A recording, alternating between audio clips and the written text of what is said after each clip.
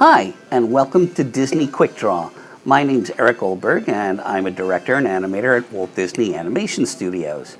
Today, I'm going to draw a bunch of different characters that I've worked on during my career at Disney, right here from Walt Disney's table at the famous Tam O'Shanter in Los Angeles. I have a feeling if I do anything wrong, a lightning bolt will come down and strike me. Anyway, if you have any questions for me, let me know in the comments, and I'll do my best to answer them. So I'm going to move Phil over here, and I'm going to start with a character that I'm probably the most famous for, and that's this guy. And most people ask me, well, gee, do you start with the cranium when you're drawing the character? In this particular case, I start with his nose, and I draw the character outward from that. I can imagine, even with my light lines right here, you might be able to tell who this is. Often animators draw light roughs, and then we do what we call tie downs. So this is my light rough.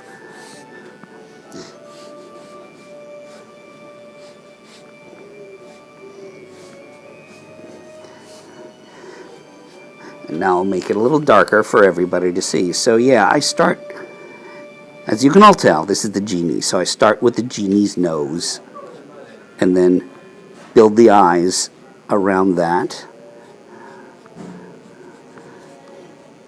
And working on the genie was an absolute joy. It was my first Disney gig. I had come out to Los Angeles from London, and I met with the directors, John Musker and Ron Clements, and they gave me a script, and they said, see if there's a character that you might like to do here. And I knew they were heading for Robin Williams as the genie, even though he hadn't signed on the dotted line. So I read the script, and one thing you have to understand about John and Ron's talent is that they can actually write the script in the voice of the actor they would like to cast. So I'm reading this script, and it's Robin Williams leaping off the page.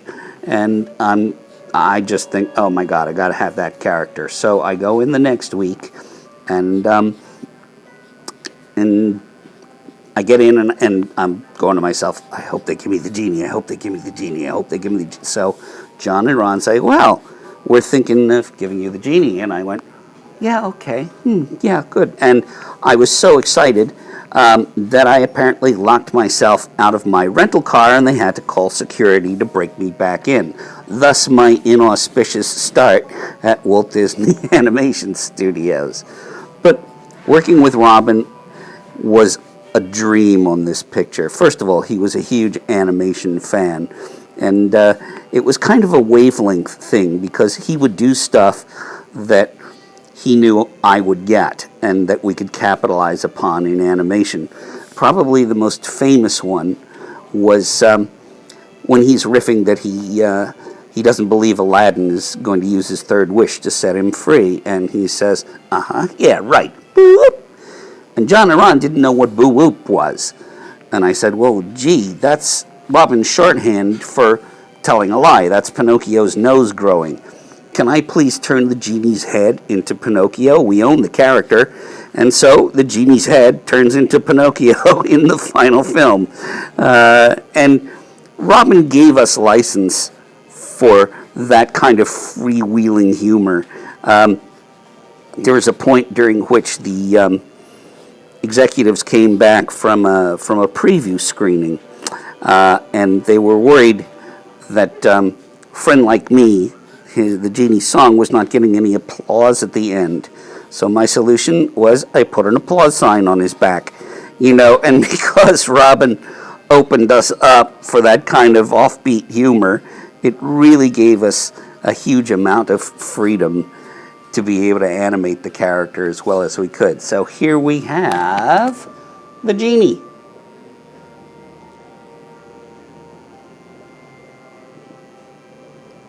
And next on the menu, one of the things that I enjoyed doing a lot at the studio was our two pieces for Fantasia 2000. And I say our two pieces because I got to work on them with my wife Susan, who art directed them. So I'm going to draw the character from one of them. This was to Carnival of the Animals finale, and this was our hero, a flamingo who happened to be quite a yo-yo enthusiast. You can see I'm doing a light rough here. And we actually went to the zoo to study flamingos and how they moved, because you can't just make it up. You have to actually caricature the reality in order to make it work, in order to make it seem true, even if you're doing a slight exaggeration of it. Susan, for her part, she and her crew did the artwork entirely in watercolors for this piece, which was not an easy thing to do, given that most of the time we use flat cell paint. But they managed to control it, and it turned out very well. When I was co-directing Pocahontas with Mike Gabriel, whenever he was bored, he would pull out a yo-yo, usually at the dubbing stage, and start doing yo-yo tricks with it. So the first thing I did when I was embarking on this was call Mike and say, hey, will you do some yo-yo tricks for me that I can use as reference for this flamingo? And I can tell you that every single trick that the flamingo does with his yo-yo is a real yo-yo trick for all of you yo-yo enthusiasts out there. The other person I've got to mention here, too, is the great Joe Grant. It was Joe Grant. If you don't know who Joe Grant was, Joe was really Walt's right hand during the late 30s and the 1940s. He headed up the character model department. He co-wrote Dumbo with Dick Humer. He was an amazing, amazing guy. And he ran the character, the visual development department as well. So anyway, it was his idea to come up with this flamingos and yo-yos kind of nutball idea. And I was so glad that I got to do something that Joe had a big hand in. Now, when I was working with Mike Gabriel and he's showing me the yo-yo tricks, he's showing me that you actually need to have a certain twist and torque on your hand in order to get the yo-yo to keep going up and down or back and forth correctly. If you don't have that torque, it doesn't work. Basically you have to go fling, zip. Okay. So basically I turned Mike Gabriel's hand into a flamingo's ankle, and that's how we got him to do his yo-yo tricks and make it feel right. Now the connective string. There we go. And here we have our flamingo buddy.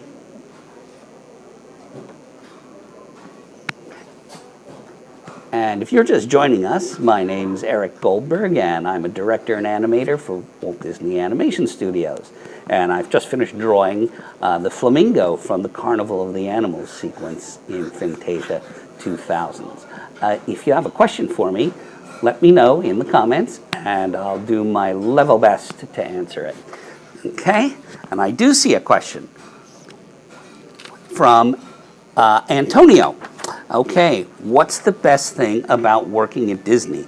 I think the best thing about working at Disney is getting paid to do something that I love doing. It's absolutely terrific to be able to have a job doing what I enjoy doing the most. And working at Disney particularly, Disney has always been, the highest of the high in terms of animation for many, many decades. To be part of that Disney legacy and feel every day that as a crew, as artists, we're contributing to part of that. That's a very, very special thing. All right, well now I am going to go on and draw another character from Fantasia 2000. And this was from the sequence we animated based on George Gershwin's Rhapsody in Blue. And I am drawing the main character here, Duke. And Duke was actually named after Duke Ellington, the great jazz musician, because our character also had a great proclivity for jazz.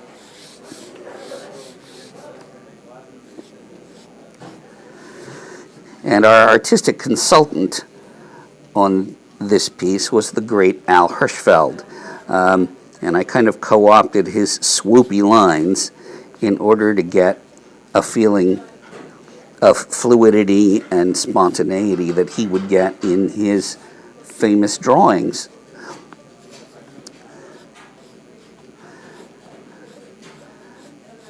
And as artistic consultant, he got to see and approve our work to see if it was Hirschfeldian enough. And he was absolutely terrific about it. We had first met him back during Aladdin, and, we kind of kept up a mutual friendship since that time. And eventually we got the chance to make this piece. And so we would travel to New York with our model sheets and art direction pieces, and he would be very complimentary. He would look at the art direction pieces and go, "This artwork is first rate," and he would give us great advice on, how to skinny out the legs to make it look more like one of his drawings. Maybe you could use a crosshatch pattern in this guy's beard over here, and so on and so forth.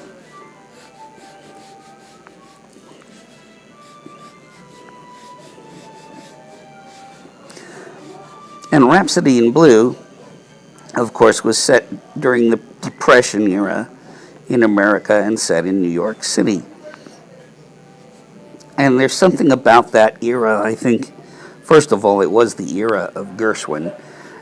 And second of all, pardon me, it gave us a nice hook for the story, particularly about people's jobs and what those mean. And both Susan and I lived in the city, in New York City, for quite some time. One of the things that struck me was how profoundly people can affect one another living in an urban environment without ever realizing it.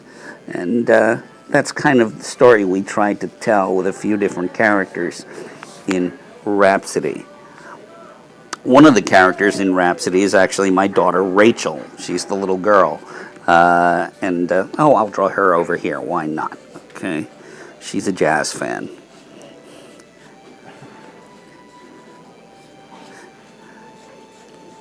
And Rachel was one of those kids in the film that where everything was just too big for her. She was just this tiny little thing.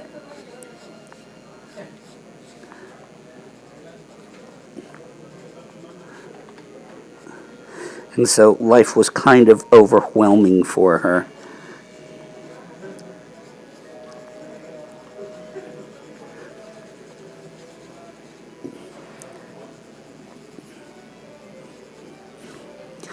And when Al Hirschfeld saw the pencil test reel before he went to final color, he sat there with a yellow legal pad, and his wife asked him, "So Al, any notes?" And he went, "No notes. It's perfect." And it's pretty cool when one of your huge heroes says that about something you're working on. So here we have Rachel and Duke. And I got another question here from Matt. It says, "Where do you find your inspiration?" I think most artists have to find it any place. Inspiration can come from anywhere. When you're walking along, you're seeing somebody, they have an interesting walk, or you're looking at somebody in Starbucks, or you're watching an animal run on a National Geographic special, or you're looking at the body English of your friend sitting across from you. All those things are inspiring. And of course, so many different art styles are inspiring as all. Many Disney artists have inspired me, not the least of whom were people like Mary Blair, Ward Kimball, Freddie Moore, and you know, the list is kind of endless. So I am going to draw another character, but if you like this video, remember to subscribe and then ring the bell. Ding! That way you'll never miss another Disney Live video right here on YouTube. Okay. Oh, another question from Trisket. Where did you get your shirt? Well, my wife Susan designs all my shirts. As I said, she's an art director in animation, but she also finds all this great material online, and either she or her aunt make the shirts for me. I have a huge collection of cartoon character shirts, and Susan just made one for me recently for Moana, where she actually made me a Minnie Maui shirt where he is cavorting all around my chest. And she actually uses a Japanese stencil technique to do that. She cut the stencil, she dyed it with indigo, and it turned out great. And this is a good segue for me to draw one of my more recent characters, our friend Minnie Maui. Now, one thing that I loved about Minnie Maui was something that John Lasseter wanted to see with the character. Now, even though he is Big Maui's conscience and his biggest cheerleader, he also wanted to see little Maui be able to give it back to him once in a while. In other words, if Big Maui is doing something that's not exactly nice, little Maui will call him on it and point it out to him. You know, he can give him that little jab in the ribs once in a while.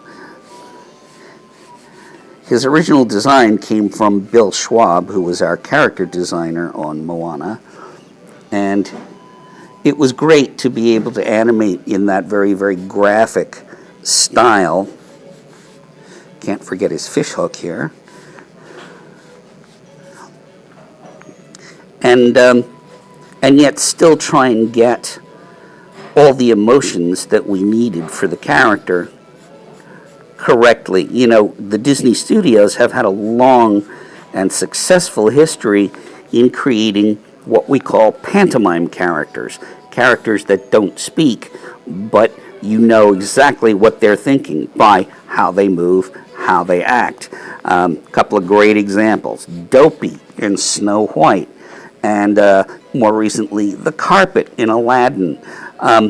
Both great characters, and you know exactly what they're thinking, even though they have no dialogue. And so that was the challenge with Minnie Maui. The other challenge, of course, was making you believe that Minnie Maui and Big Maui actually had a relationship. There are times, at least I hope so, where it looks like they're actually having a conversation together, even though there's no words coming out of Minnie Maui's mouth. And Minnie Maui has that fun component of getting to be a little snarky with his owner. So I'm drawing him in what I would call his gotcha position when he's just pointed out something to Big Maui. In this particular case, Big Maui was pretending that he was not scared of the heart of Te Fiti. And then you cut to Minnie Maui, and he's running around like he's absolutely deathly afraid of it and biting his nails and all that. And then he winds up in this pose. It's kind of your gotcha pose.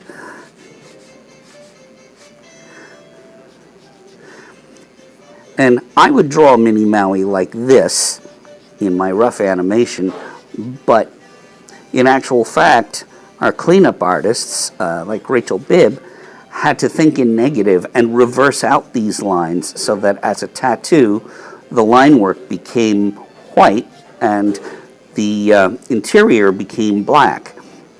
So as they're cleaning him up, they've got to think in negative through the entire process in order to get him to look like a tattoo. The other thing that was fun was also working with the CG animators on this character because everything was collaborative. One guy I worked with, a guy named Justin Weber, said, hey, I think it would be fun to have Big Maui poke Little Maui in the belly in this shot. And I said, great. And he imported a drawing I made him into his scene so we could see exactly where Big Maui's finger had to hit. Pardon me. And then I had to animate from that frame Little Maui reacting to it. All in all, a very, very fun job to do. And here we go, Mini Maui. And I have a question here from Brad. What is your fondest memory at Disney? Well, out here at in California, we have this organization called ASIFA. And ASIFA gives out what they call the Annie Awards. And that's kind of like animation's Oscars. And one year, I was up for animation and Susan was up for art direction, both for our pieces on Fantasia 2000.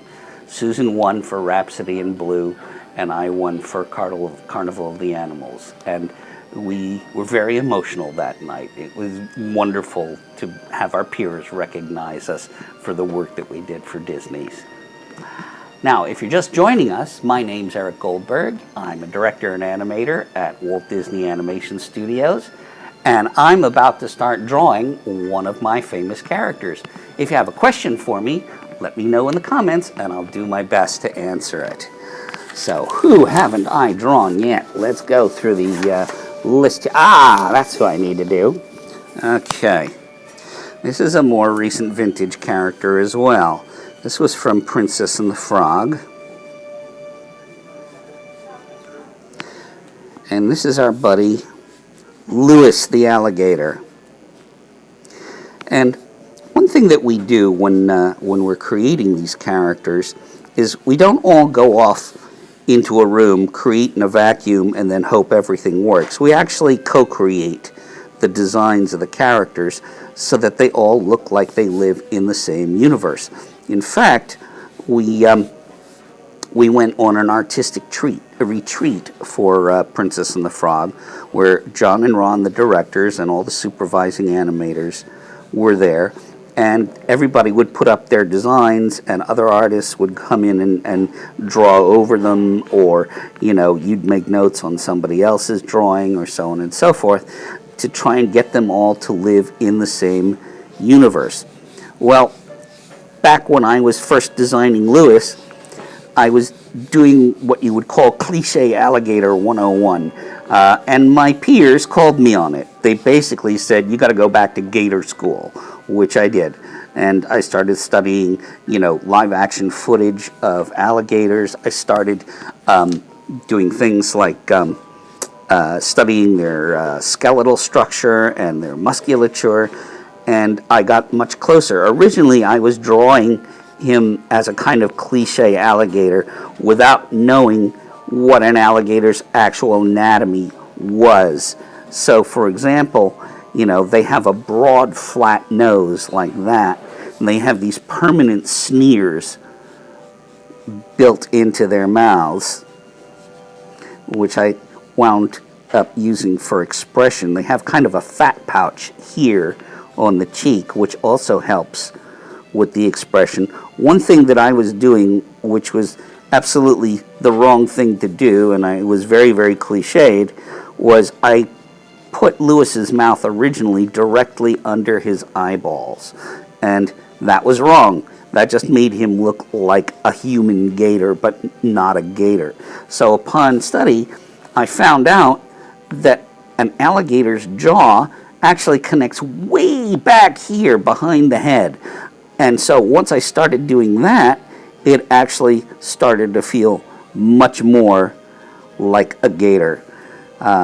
Even though he's a caricatured gator, now he can live in that kind of world where you can believe that he exists three-dimensionally.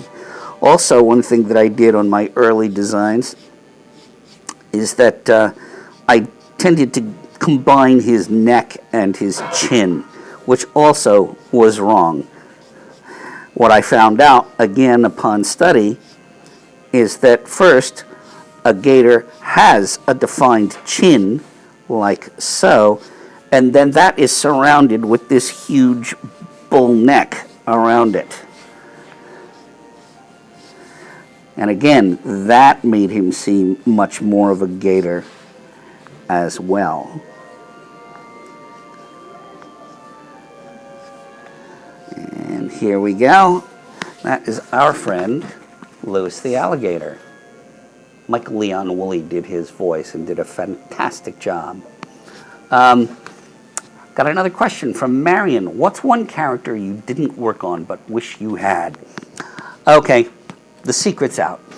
Because when we were doing Winnie the Pooh in 2011, I really wanted to do Tigger. They gave me Rabbit, but I really wanted to do Tigger. Of course, Tigger went to the person it was meant for, and that was Andreas Deja, who knows Milt Kahl's animation so well. It was kind of a no-brainer that he should do Tigger. But, you know, every now and again, I had also wanted to do Dr. Facilier in Princess and the Frog, but you know what? Can't do everybody. So, now, I would be remiss if I was not going to take the opportunity here, sitting at Walt's table, to not draw Mickey Mouse. So that is going to be my next character.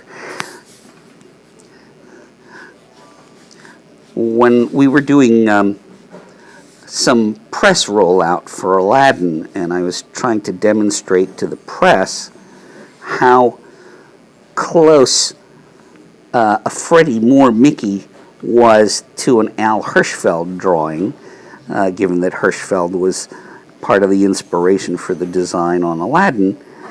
And so I'm drawing in front of the press my version of a Freddie Moore Mickey Mouse. And as I'm drawing it, it occurs to me, oh my God, Walt's nephew Roy is in the audience. I'd better not screw this up. I am drawing Mickey Mouse in front of Roy Disney. I hope I do it well. So he didn't fire me, so I guess I managed to acquit myself okay. One thing that Freddie brought to his version of Mickey Mouse was this great sense of splay, like in the fingers, and how everything kind of worked together in one organic pose. I'll go ahead and tie him down.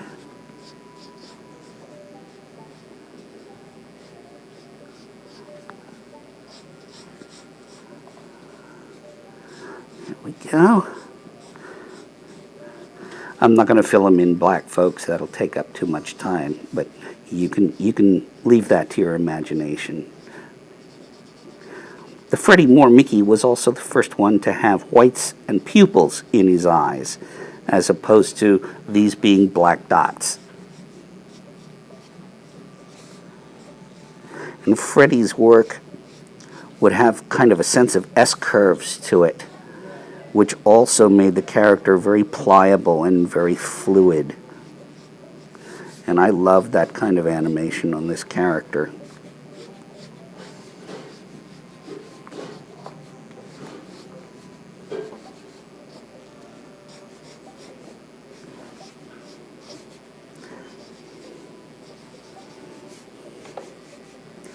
Actually, I was just on a TV program in Japan teaching the panelists on a game show how to draw Mickey Mouse. So there you go. It's my international currency, is being able to draw this character.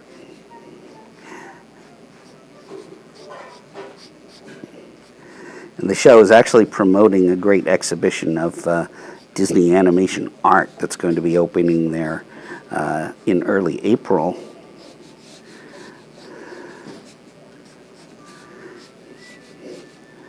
And one thing I forgot is tail. And there we have our buddy Mickey. For you, Walt. Yeah, okay, Donald. You're next. Okay, fine. All right, let's do a Donald. I think Donald's one of those great characters because we love to watch him blowing up. And the reason we love to watch him blowing up is because he deserves it. And this is part of how the Disney artists conceive a character. It's not just how a character is drawn, it's the character's personality that comes through.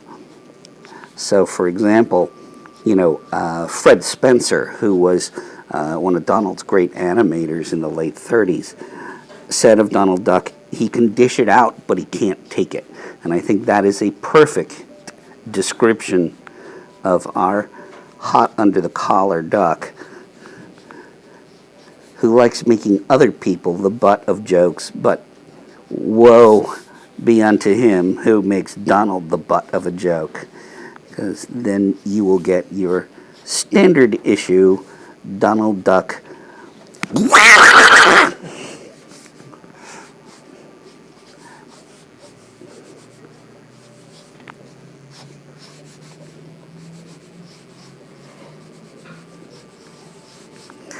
All right, we'll tie him down. One thing they used to do with Donald during this late 30s period is they didn't necessarily make his eyes round all the time. They'd make a teardrop shape here, which helped make him even angrier.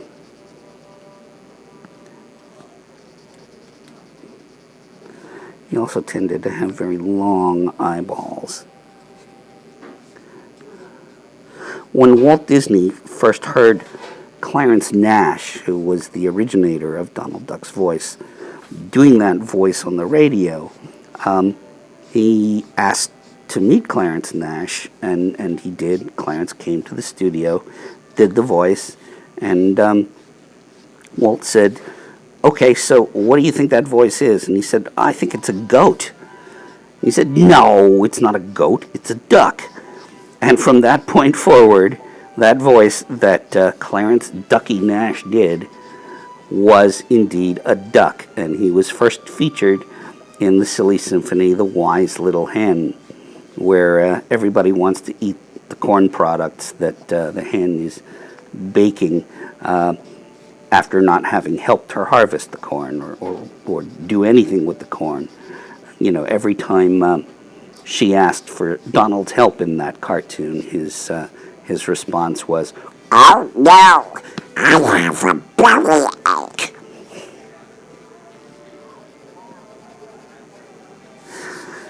There we go.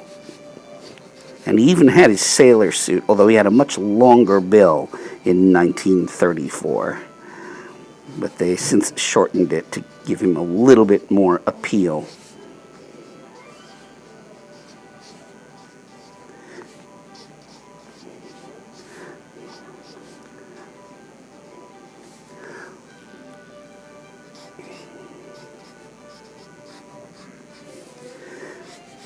And I see another question here from Robin. What's the most challenging project you've worked on at Disney? I would say that was probably Pocahontas. It was a very difficult film to make because we're basing it on people and events that actually existed. And you have to kind of get that right, You don't want to make a history lesson. You want to make something entertaining, but you also want to be true to the spirit of who Pocahontas was. So that was probably the most challenging. Let's just hold up Donald for a moment. There he is. And I think that's a good place to say thanks for watching this episode of Disney Quick Draw. If you like this video, make sure you subscribe and ring the bell. Ding! And that way you will never miss another live Disney video right here on YouTube. See you next time.